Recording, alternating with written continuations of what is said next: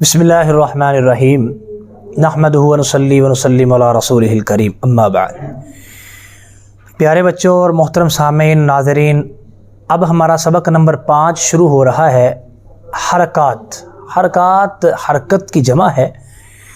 हरकत कहते हैं ज़बर या ज़ेर या पेश को, और हरकत ज़बर ज़ेर पेश को मिलाकर इनको हरकत कहते हैं।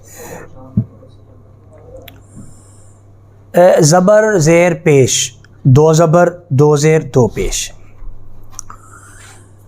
आज हमारा ज़बर का बयान चलेगा।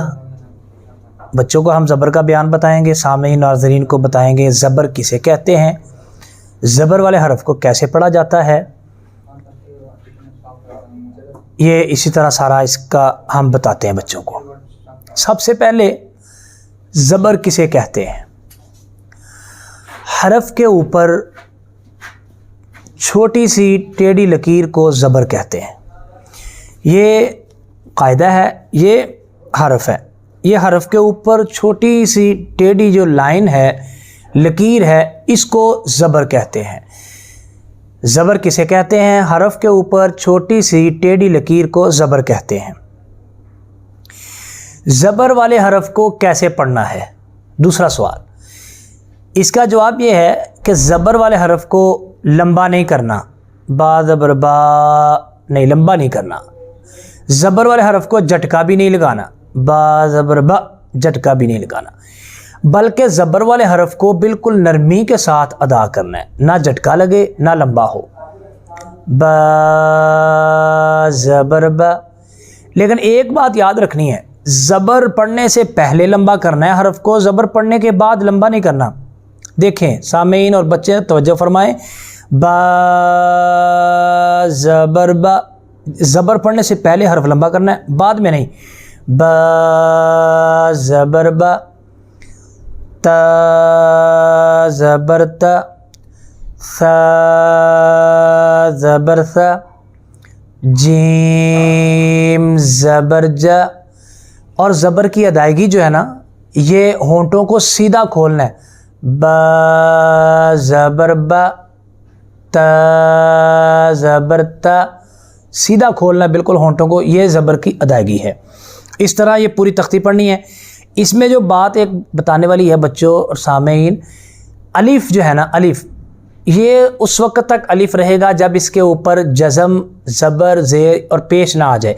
जब इस पर ज़बर ज़ेर पेश या जज़म आ जाएगी तो ये फिर अलिफ नहीं, फिर ये हमज़ा पढ़ा जाएगा।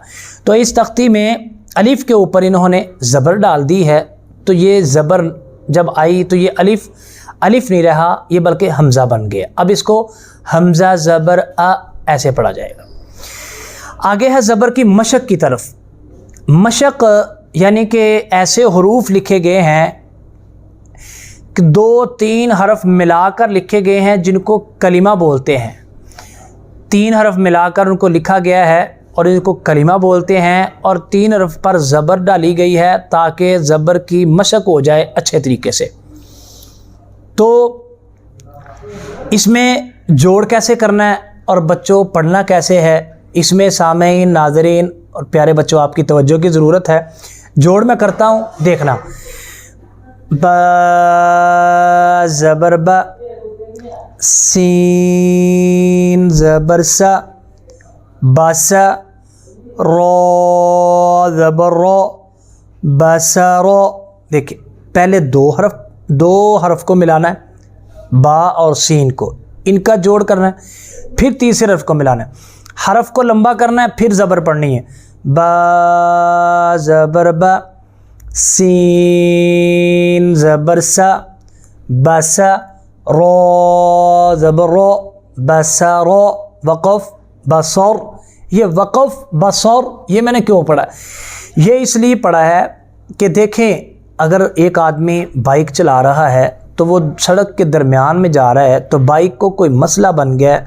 अब वो सड़क के दरमियान में तो बाइक नहीं रोकेगा ना, इशारा लगाएगा, फिर साइड पे करेगा, साइड पे लगा के उसका स्टैंड लगाएगा, स्टैंड लगा उसको खड़ी करके फिर देखेगा उसको मसला क्या है। इसी तरह अगर कोई बंदा कुरान की तिलावत कर रहा है, तिलावत करते करते उसका सांस ख़त्म हो गया है, तो वो ऐसे हरफ पर रुकना चाहता है जिस हरफ पर ज़बर है, तो वो कैसे रुकेगा? تو اس کے لیے یہ قاعدہ ہے، وہ قاعدہ ہم بتاتے ہیں بچوں، سامعین آپ بھی سن لیں۔ جس کلمے کے آخری حرف پر، کلمہ یہ با اور سین اور را، یہ دیکھیں پہلا حرف ہے با سین را، یہ 3 حرف ملا کر اس کو کلمہ بولتے ہیں۔ اس پورے کلمے میں آخری حرف را ہے، را پر زبر ہے، تو قاعدہ کیا ہوگا؟ جس کلمے کے آخری حرف پر زبر ہو اسے وقف کی صورت میں زبر ختم کر کے ساکن کر دیں گے۔ بصر، وقف بصر۔ اسی طرح آگے والا حرف تا زبر تا، رو زبر رو، تارو، کاف زبر کا، تاروک، وقف تارک۔ اسی طرح آگے پوری تختی کے جوڑ اسی طرح ہوں گے، اور اس میں بھی آپ نے بچوں موٹے حروف کا خیال کرنا ہے، سیٹی والے حروف کا خیال کرنا ہے، نرم حروف کا خیال کرنا ہے۔ سامعین، ناظرین، یہ پوری توجہ کے ساتھ آپ نے اس تختی کو پڑھنا ہے۔ تو یہ زبر کا بیان ہمارا مکمل ہوا۔ اس میں 3 چیزیں یاد کرنے والی ہیں: زبر کسے کہتے ہیں، زبر والے حرف کو پڑھنا کیسے ہے، زبر کی ادائیگی کیسے ہے، اور جس کلمے کے آخری حرف پر زبر ہے اس پر وقف کیسے کرنا ہے۔ وقف کسے کہتے ہیں؟ رکنا، ٹھہرنا۔ قرآن مجید پڑھ رہے ہیں، آپ کسی جگہ پر کسی حرف پر رکنا چاہتے ہیں، اگر اس پر زبر ہے، اس حرف پر زبر ہے تو کیسے رکیں گے؟ یہ ہے بھائی آج کا سبق۔ اللہ رب العزت ہمارا حامی و ناصر ہو۔ والسلام ورحمۃ اللہ وبرکاتہ۔